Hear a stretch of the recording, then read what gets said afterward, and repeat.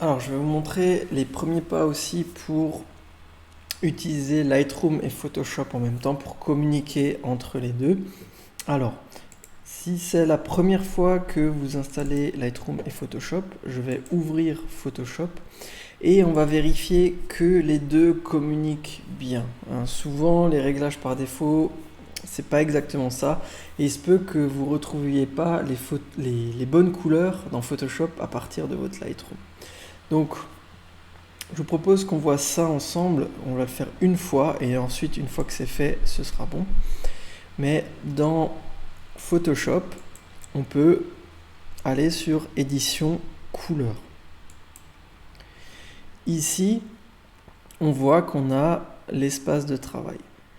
Et je vois que mon espace de travail, c'est l'espace sRGB, ICE, etc. etc. C'est l'espace de couleur qu'on retrouve le plus souvent, c'est celui qu'on retrouve sur Internet. Quand Lightroom et Photoshop n'ont pas le même espace de couleur, il y a des soucis et parfois les couleurs ne sont pas les bonnes.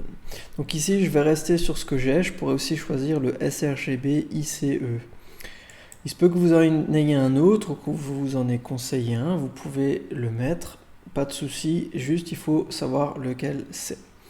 Donc voilà, maintenant je sais dans quel espace de travail travaille Photoshop.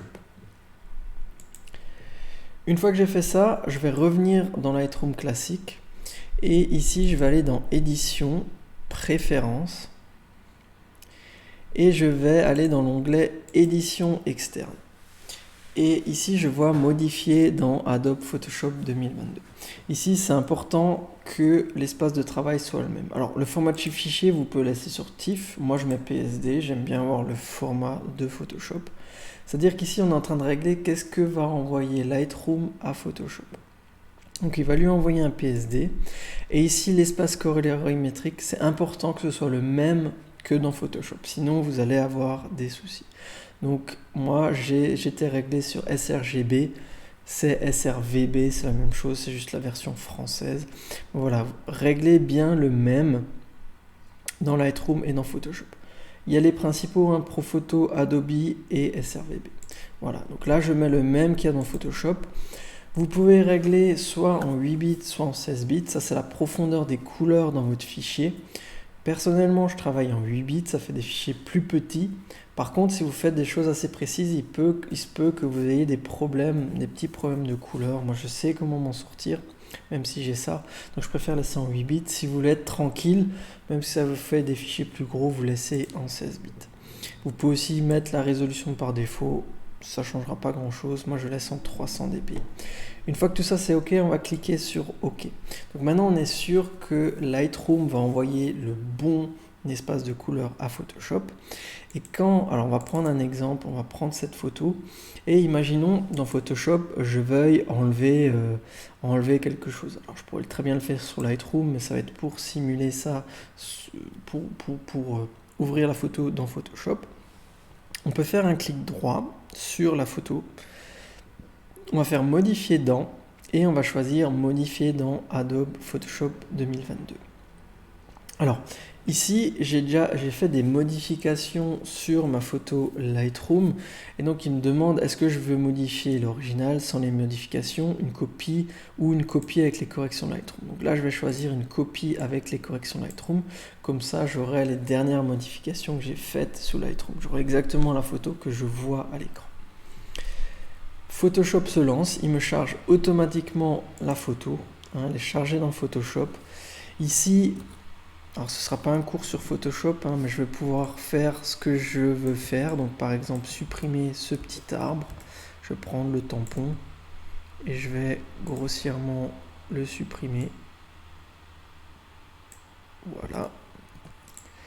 Une fois que c'est fait, il me suffit de faire fichier enregistré ou CTRL S. Il va m'enregistrer le fichier et là, ce qui est très pratique, c'est que il va automatiquement le réimporter dans Lightroom. Donc ici, j'aurai mon fichier de base et j'aurai mon fichier modifié en PSD. Et on voit bien que sur celle-ci, j'ai plus le petit arbre. Alors qu'ici, je l'avais.